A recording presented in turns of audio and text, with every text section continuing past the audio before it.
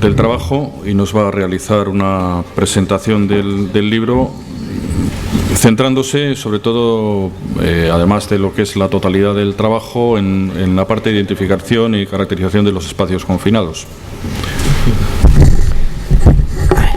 Egunon guztioi eta eskerrik asko natortzegatik. Lo primero, ante todo, el agradeceros a todos por haber asistido a esta jornada y a Osalan por haberla organizado. Y bueno, una de las razones para las que estamos aquí, además de participar en las ponencias que vamos a desarrollar entre todos los ponentes, pues es el presentar la guía que hemos redactado, y que es la guía. Bueno, aquí hay una pequeña errata en el programa y pone presentación del libro Espacios confinados, identificación y clasificación de espacios confinados. El título es, como veréis cuando abréis el documento en el pendrive, es Trabajos en espacios confinados. No solamente es una guía que desarrolla la identificación, sino que desarrolla bastante más que lo que es la identificación. Bueno, veréis que es realmente extensa, creo que llega a las 250 páginas prácticamente. Evidentemente, pues desarrolla bastantes aspectos de espacios confinados. Yo creo que hemos tocado prácticamente todos. Lo primero sería un poco decir, presentando la guía, el libro que se os ha entregado, por qué surgió la idea de realizar esta guía. Bueno, la idea surge un poco de la colaboración que se hizo ya en el 2007.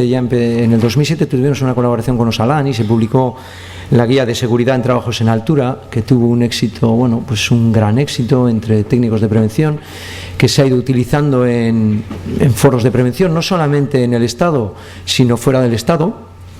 Y eso nos animó a desarrollar otro documento, esta vez sobre los espacios confinados, porque nosotros veíamos que había gran cantidad de dudas cuando estábamos en los cursos, cuando contactábamos con los técnicos de prevención, sobre la forma de actuar en los espacios confinados. Sí que es verdad que hay ciertos documentos. Aitor hablaba antes de la NTP, la NTP 223, pero hay que recordar que la NTP 223 es de los 80, es decir, es una NTP que está muy bien, pero tiene ya muchísimos años.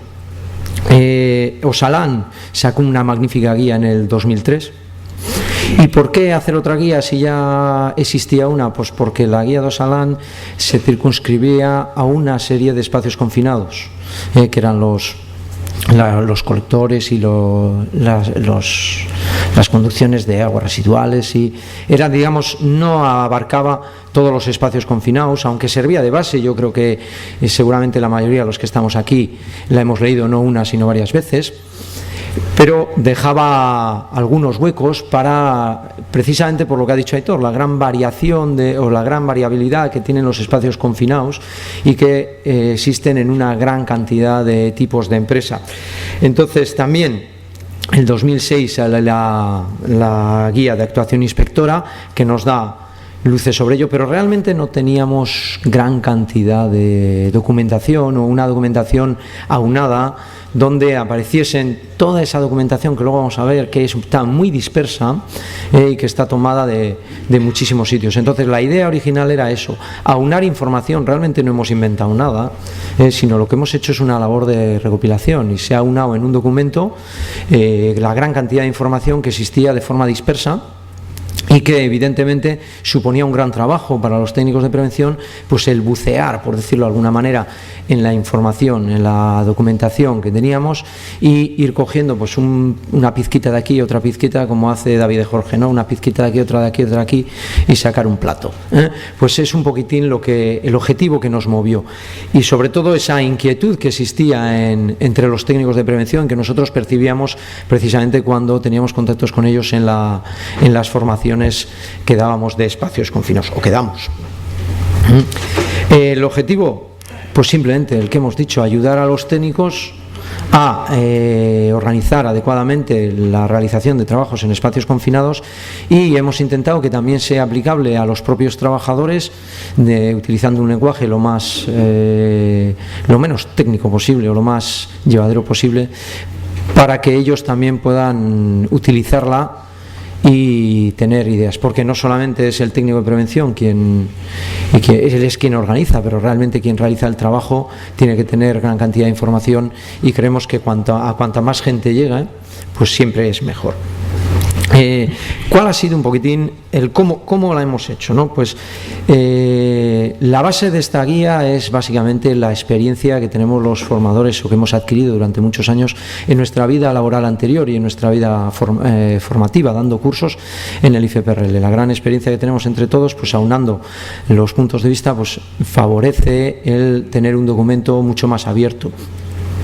Además, se aprovechó la gran cantidad de dudas, consultas que nos trasladan los técnicos de prevención con los que trabajamos, para ver la orientación que debía de tener esta guía.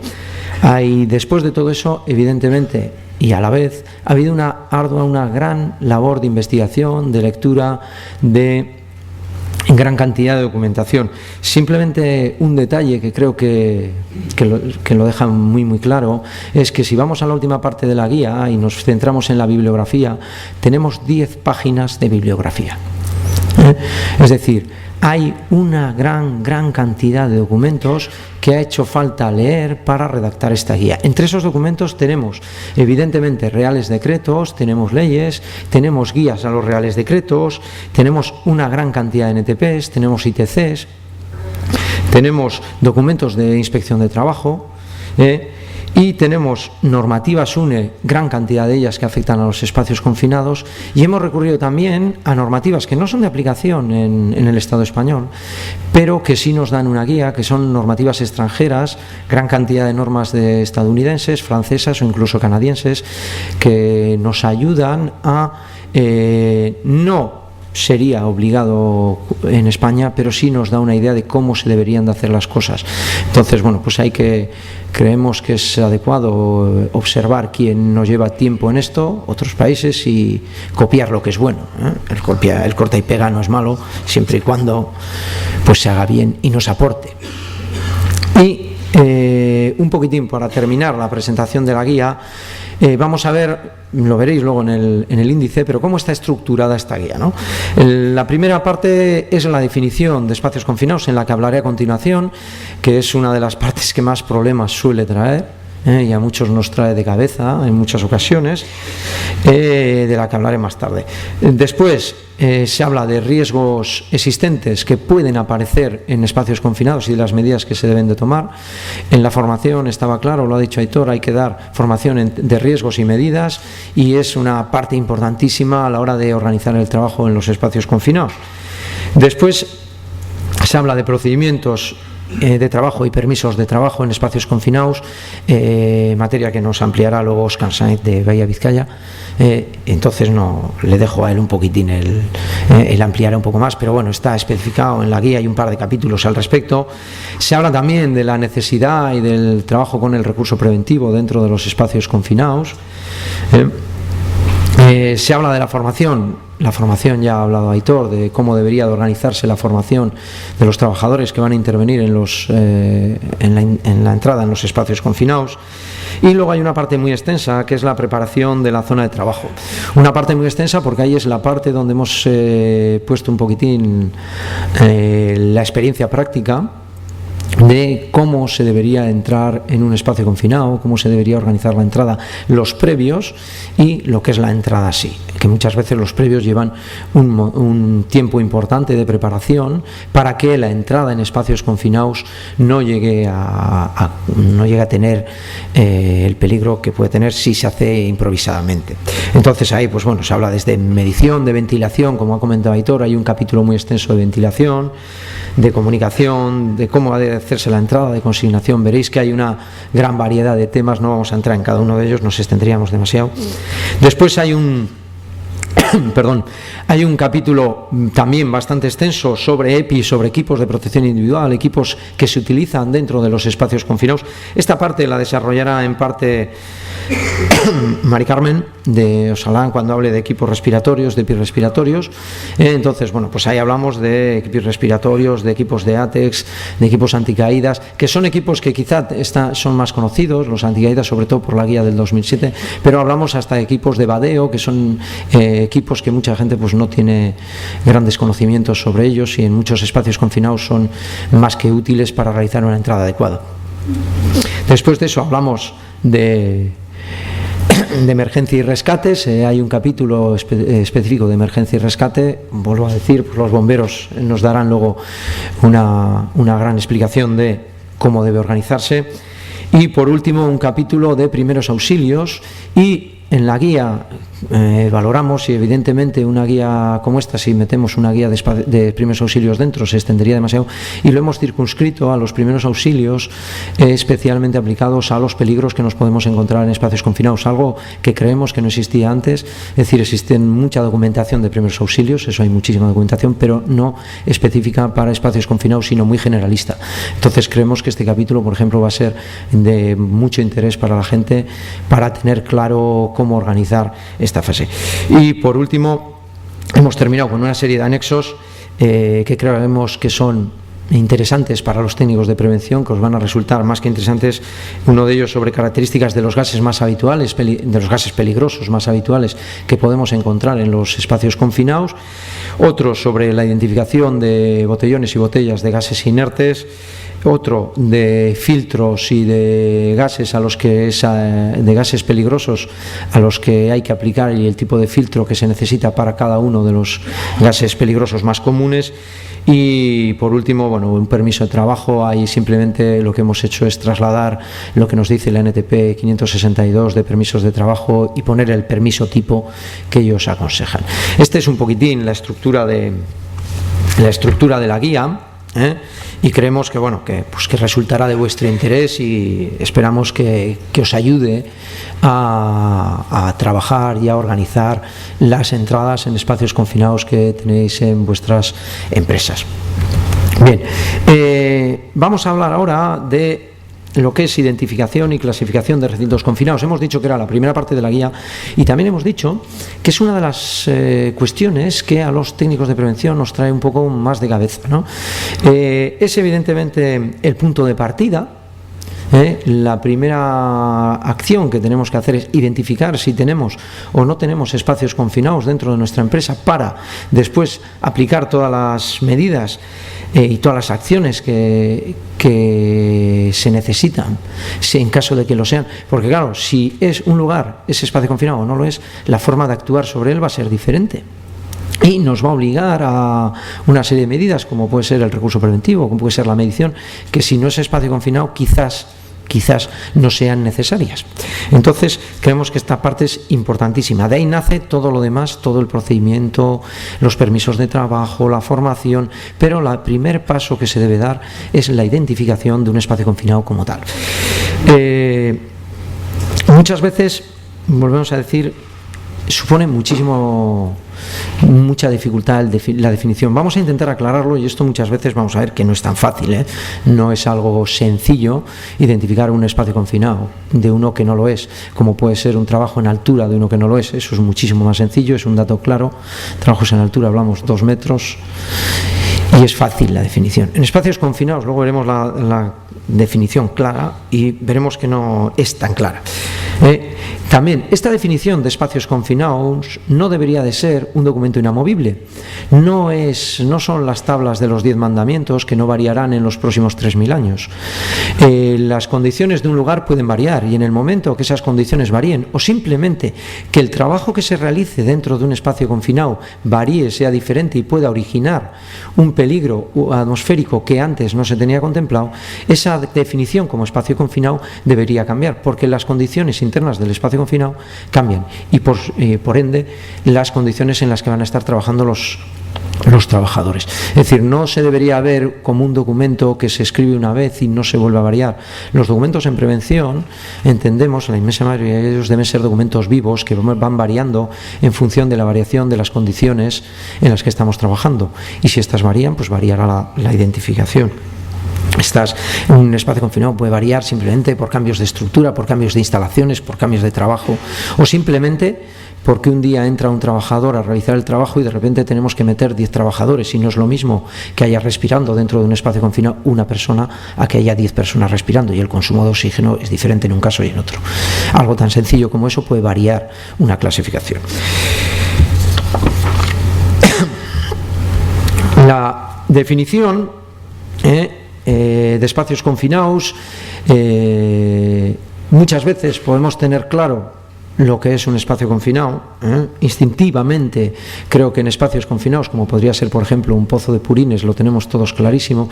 La definición yo creo que da problemas precisamente en esos espacios confinados que están en el límite, ¿no? Y la definición, que la tomamos directamente de la NTP, la 223, no es sino una traslación de lo que nos dice la documentación americana. Existe bastante confusión a veces entre espacios confinados y recintos confinados. A estas alturas yo creo que esto tendría que estar claro, pero lo hemos incluido aquí porque estamos hablando de sinónimos. Simplemente espacios confinados es el término que utiliza la Inspección de Trabajo en su documento, en su guía inspectora, y recintos confinados es el término que utiliza la nota técnica de prevención, pero estamos hablando exactamente de lo mismo, recintos, espacios. De hecho veréis en la guía, cuando la leáis, cómo utilizamos como sinónimos continuamente tanto un término como el otro. No hay diferencia entre uno y otro. La definición exacta de espacios confinados, sacada directamente de la NTP 223, es esta. Nos dice, disculpar, nos dice: un recinto confinado es cualquier espacio con aberturas limitadas de entrada y salida y ventilación natural desfavorable, en el que pueden acumularse contaminantes tóxicos o inflamables, o tener una atmósfera deficiente de oxígeno, y que no está concebido para una ocupación continuada por parte del trabajador. Incido en la Y, porque muchas veces existe confusión sobre si se tienen que dar todas las condiciones o no. La conjunción copulativa evidentemente obliga a que se den todas las condiciones a la vez, y muchas veces se considera un espacio como espacio confinado sin que se den todas. Luego, cuando nos planteamos si algo es espacio confinado o no, tenemos que hacernos 4 preguntas. Estas preguntas son las siguientes: ¿tenemos aberturas limitadas de entrada y salida? ¿Tenemos una ventilación natural desfavorable? Hablamos de ventilación natural. En algunos casos nos encontramos con gente que no declara en un espacio confinado por tener una ventilación forzada. En la definición habla claramente de la ventilación natural, no de la ventilación forzada. ¿Presenta o puede presentar atmósferas peligrosas? Y aquí habla de contaminantes tóxicos, sustancias inflamables o deficiencia de oxígeno, lo que se llaman riesgos atmosféricos, luego hablaremos un poco de ellos. Y la última pregunta sería si ha sido concebido o construido para una ocupación continuada por parte del trabajador. Vamos a intentar analizar cada uno de ellos. Y tenemos, cuando analizamos si las aberturas son limitadas de entrada y salida, la limitación de la abertura no deberíamos de tomar la limitación física en cuanto a tamaño para la entrada, porque claro, ¿dónde pondríamos el límite? Además no está especificado en ningún lado dónde entraría el límite, si en una boca de tanto por tanto, en una boca de 90, una boca de 45, llega a haber bocas de 35 en algunos casos, ¿no? Donde cuando la ves es difícil pensar que alguien puede entrar por ahí, incluso alguien pequeño como yo, ¿no? Pero existe, ¿no? ¿Dónde estaría el límite? No, realmente el concepto que tenemos que tener claro es realmente si los accesos al recinto confinado no permiten una fácil evacuación del mismo por parte de los trabajadores de una manera autónoma, y pensando siempre en que las mermas de que puede sufrir el trabajador debido a estos riesgos atmosféricos a los que se puede ver expuesto dentro del espacio confinado.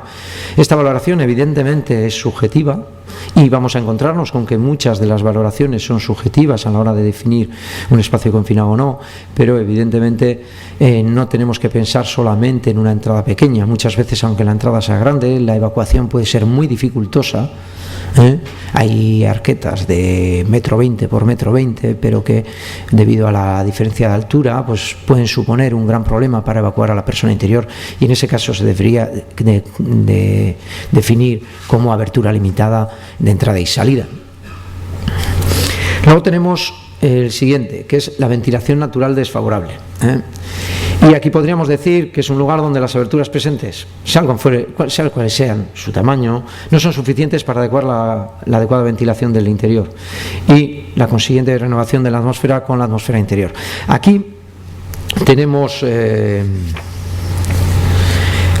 dos referencias. Los he colocado ahí y luego en la guía se vuelve a hablar de ellas, que es 6 veces del intercambio interior de la atmósfera por hora, y en otro lado pongo 10. ¿Por qué ponemos dos referencias? Pues porque hay dos documentos que nos hablan de ventilación, solamente dos. Uno, que es una instrucción técnica de baja tensión, la 07, y nos dice que tendría que intercambiarse, y esto nos habla de galerías eléctricas. Es solamente una referencia porque evidentemente no habla de espacios confinados como tal, sino de galerías eléctricas, pero nos puede dar una idea de lo que se considera en esa instrucción técnica como una ventilación adecuada de una galería, y nos dice que debería de renovarse como mínimo 6 veces por hora. Si nos vamos a legislación de otro país, ya que hablamos de legislación francesa, LD 695, nos habla, es un documento que se titula Principios Generales de Ventilación, y nos dice, ellos consideran que para una ventilación adecuada se necesita una renovación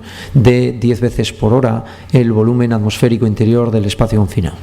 Y si hacemos un poco cálculos de lo que supone 10 o simplemente 6 veces de renovación por hora, podemos ser conscientes de lo que supone una ventilación natural favorable o desfavorable, y supone un gran nivel de ventilación. Muchas veces nos encontramos en galerías, esto se puede dar muy fácilmente, pero cuando entramos en fosos nos encontramos con que mucha gente admite como ventilado un foso simplemente por abrir la tapa. Y realmente si no hay renovación de aire por viento, el único efecto que puede renovar el aire interior de un foso, de una zanja o de algo bajo nivel, sería el efecto Venturi, que generaría una succión, y evidentemente el efecto Venturi que tenemos dentro de una empresa o en un espacio confinado en industria es prácticamente cero. Si se hiciesen los cálculos, pues depende del volumen interior, pero se necesitan vientos superiores a 120 km por hora, que evidentemente no tenemos en ninguna empresa. Entonces hay que tener siempre en consideración, y sin embargo esto es algo que esto es sabotaje, tanto entre técnicos y sobre todo entre trabajadores, esto hay que decirlo, los trabajadores consideran ventilado un espacio confinado simplemente con abrir la arqueta, y te lo dicen totalmente convencidos, y esto hay que tenerlo en cuenta porque es un problema. La siguiente pregunta era, ¿está concebido y construido para una ocupación continuada? Esta es la más fácil de responder. El Real Decreto 486, que nos lo hemos leído todos, y no una ni dos, sino muchas veces, nos establecen cuáles son las disposiciones mínimas para que un lugar se considere como lugar de trabajo. Luego, evidentemente, un lugar que no cumple las condiciones que nos marca el Real Decreto no sería considerado como concebido o construido para una ocupación continuada. Y por último tendríamos que puedan, y aquí se habla de la posibilidad, no de la certeza, sino de la posibilidad de que en ese espacio interno existan una serie de riesgos atmosféricos. Y ahí se habla de contaminantes tóxicos, es decir, habrá que tener claro qué contiene ese espacio confinado. Hay que tener claro cuánta gente entra, ese consumo de oxígeno interno, habrá que tener en cuenta qué hacen dentro, porque dependiendo de qué trabajo se realice pueden variar las condiciones internas, y ver si esos contaminantes tóxicos se generan o no se generan. Tendremos que mirar si hay sustancias inflamables, o considerar si cabe la posibilidad de que haya sustancias inflamables y puedan generar una atmósfera inflamable o explosiva. Y por último, si cabe la posibilidad de que el nivel de oxígeno sea inferior al habitual, al 21%, redondeamos siempre al 21% presente en la atmósfera común. Aquí, evidentemente, y hacemos otro inciso, la herramienta básica para garantizar que las condiciones internas son las adecuadas es la medición de la atmósfera. Y ya ha dicho Aitor antes, cuando hablo de formación sobre la medición, la necesidad de que los trabajadores sepan medir y tengan los equipos necesarios para realizar estas mediciones. Hemos realizado una tabla para que sería un poco la tabla maestra, por decirlo de alguna manera, de las preguntas que tienen que estar respondidas cuando nos planteamos si algo es un espacio confinado o no. Y hay que poner las 4 cuestiones que hemos planteado ahora mismo: si tiene ventilación favorable o desfavorable, si ha sido concebido por una composición continuada y si presenta atmósferas peligrosas, siempre y cuando estamos considerando ya un espacio que está total o parcialmente cerrado, es decir, que tiene una entrada limitada. Y vemos que tenemos 8 posibilidades y solamente una de ellas se considera espacio confinado, que es precisamente en la que se dan las 4 condiciones presentes en todas ellas. Aquí tenemos y hemos decidido incluir una definición que se utiliza muchísimo entre técnicos de prevención, y a mí me parece acertada, y son lugares que no cumplen las condiciones, es decir, serían todos los nos anteriores que no llegan a ser espacios confinados, pero no por ello dejan de ser un lugar con una serie de peligros que hay que tener que controlados. Entonces en muchos casos se utilizan los términos como espacios de evacuación dificultosa o lugares de difícil acceso, o se puede utilizar el término que se quiera, pero simplemente es para tener considerado ese espacio, aunque no resulte un espacio confinado, y saber que en él tenemos que tomar una serie de medidas para evitar los peligros que presenta, porque presenta una serie de peligros, evidentemente, aunque no los presente todos y no tenga que aplicar todos los protocolos necesarios para la realización de una entrada en un espacio confinado. Y por último vamos a hablar de la clasificación de espacios confinados, cómo se deben clasificar los espacios confinados. La clasificación de espacios confinados es una herramienta importante, yo creo, para los técnicos de prevención, el no considerarlos todos por igual, porque evidentemente no todos los espacios confinados tienen el mismo nivel de peligrosidad. Si vamos y recurrimos otra vez a legislación extranjera, pero la hemos incluido aquí porque muchas empresas siguen utilizando la clasificación de la NIOSH, la clasificación americana, y siguen clasificando los espacios confinados en espacios de clase A, clase B y clase C. Estas son las definiciones. El espacio de clase A sería el de mayor peligrosidad. Son espacios donde la peligrosidad es inmediatamente peligrosa, valga la redundancia, para la vida o la salud de los trabajadores por los riesgos atmosféricos que puede presentar. Es decir, son los lugares donde un trabajador, si no toma las medidas, tiene prácticamente todas las posibilidades de sufrir un accidente, más o menos graves o incluso la muerte, ¿no? Los espacios confinados de clase B son los espacios que, aunque no son inmediatamente peligrosos, sí que pueden resultar peligrosos en caso de que no se tomen las medidas adecuadas, porque las condiciones, en caso de variar lo más mínimo, pueden llegar a ser dañinas para los trabajadores. Y por último, en la clase C son los lugares donde existe un peligro potencial que no va a requerir la modificación especial de los procedimientos habituales de trabajo. Este sería un poco el equivalente a los lugares de difícil evacuación o lugares de difícil acceso. Según la guía inspectora de inspección de trabajo, esto ya hablamos de documentos de la inspección española, tenemos espacios confinados de primera, de segunda y de tercera categoría. Los espacios de primera categoría, que podríamos relacionarlos con los espacios de clase A de la NIOSH americana, son los espacios donde el peligro es inmediato, son espacios que necesitan una autorización de entrada por escrito y un plan de trabajo específico, es decir, donde las medidas de prevención deben ser máximas y donde no se debe de entrar jamás sin poner una serie de medidas muy muy estrictas para garantizar la entrada a los trabajadores. Los espacios de segunda categoría son los que precisan seguridad en el método de trabajo y necesitan un permiso para entrar sin protección respiratoria, y podrían ser los equivalentes a las clase B.